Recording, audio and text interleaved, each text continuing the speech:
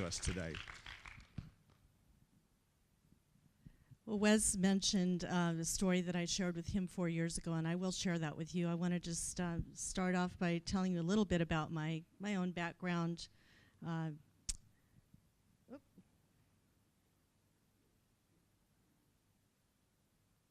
in the world? Oh, I have it upside down. Upside down. That makes it go opposite. Okay, there we go. So I've been a business owner for 18 years. I started out as a productivity consultant and a certified business coach. And about 10 years into that business, I was getting a little bit frustrated because, let's see, there we go. There were my 2 shingles that I hung out. And I was getting a bit frustrated because I had as many clients as I could handle, but my income was not where I wanted it to be. So what do you do with that when you're working as hard as you possibly can? It's a service profession. You have to show up to get paid. So I was a bit frustrated, and I was actually looking for ways that I could leverage my time. And I was trading time for money. I didn't have more time to trade. And I also didn't have any paid, when you're a business owner, many of you have learned this, you don't get paid vacation or paid sick time.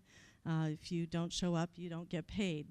And no retirement unless you're creating that for yourself. So those were my circumstances at the time. Now also, at this time in my life, my husband and I have one daughter. We've been married 32 years. We have one daughter. She's 27 years old. And at this time in my life that I'm talking about now, she was headed off to college. You call it uni here? Okay. She was headed off to uni. And she was headed to Minnesota. I live in Seattle. And that's about 1,500 miles away. And I don't know what that is in kilometers, but it's a long ways away. And my husband and I really had a tough time because we were very close to our daughter, and she was our only child, and we were empty nesters overnight. On top of her leaving home, 2 days after she left, my mother called.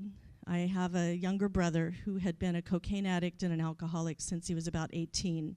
And I had been praying for years that my mother, who was his enabler, would be ready to do an intervention. And she was never ready until 2 days after our daughter went to college. Wonderful timing, right? I'm like, God, you have a great sense of humor here. So I went into a pretty deep depression between missing our daughter, and the intervention did not go well, and it was just a mess of a time. And I had this full practice, and yet I wasn't even wanting to get out of bed to serve my clients. And I got a phone call from a friend of mine who knew that I was having a tough time, and she was calling to see how I was doing.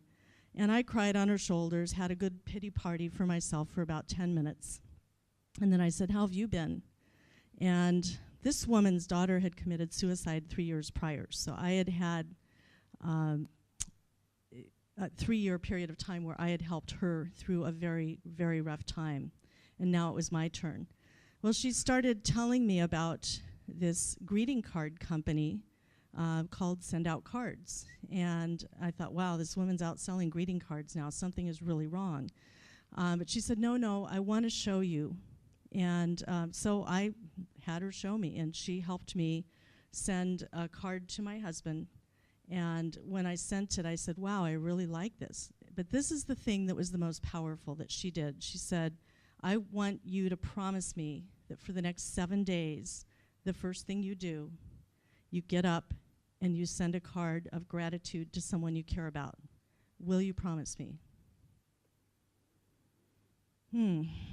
Not feeling very grateful. Yeah, I guess I could do that. And so I did. In the next 7 days, I dragged myself out of bed, drag myself downstairs into my office, slump into my chair, and sit there and think, what am I grateful for? And each day, I thought of someone that I was grateful for eventually, and I sent him a card. Felt a little better. By the end of 7 days, my depression had lifted, and I came to learn just how powerful gratitude is in our lives. And no matter what's going on, we all have something we can be grateful for. And what we focus on is what expands in our life. What we send out comes back. And so we're going to be talking about that today.